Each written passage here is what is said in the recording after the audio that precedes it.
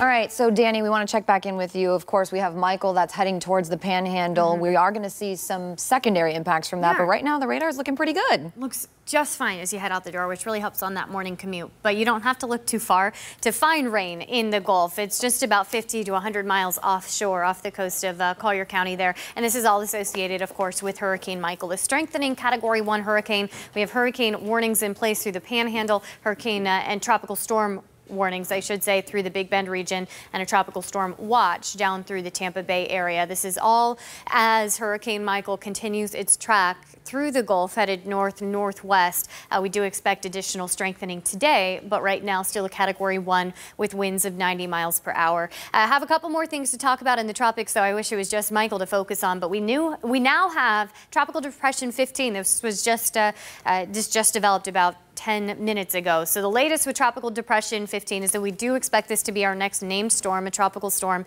as it continues to track north and west through the Atlantic. But a lot of wind shear in the mid-Atlantic right now will keep it from going too far and being too intense. So right now, no threat to land. We'll keep our eye on it. Of course, we always watch these tropical waves, but at this point, it does not look like it will be a threat to land. Leslie, not a threat to the U.S. either. This one also going to re-strengthen. Right now, a tropical storm, but forecast to re-strengthen into a hurricane as it heads east in the Atlantic, maybe bringing some rain to Portugal. That would be that'd be Spain and Portugal combined.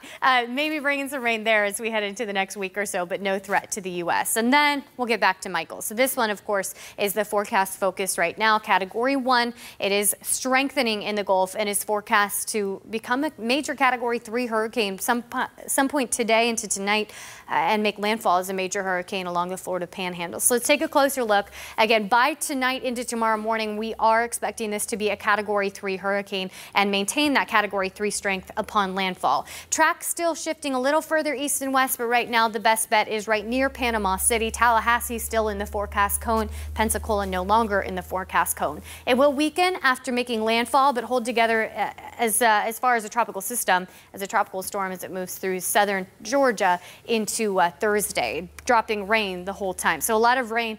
The potential for damaging winds, and of course the threat for storm surge as well along the Big Bend region and panhandle. For us, we'll get rounds of rain whipping through as Michael continues to track north. We'll see enhanced cloud cover, we'll see breezy winds, but those impacts are very minimal in comparison to what we're looking at in the Big Bend region. We could see in this area 9 to 12 feet of storm surge. We could see the potential for flash flooding and, of course, damaging winds as a major Category 3 hurricane.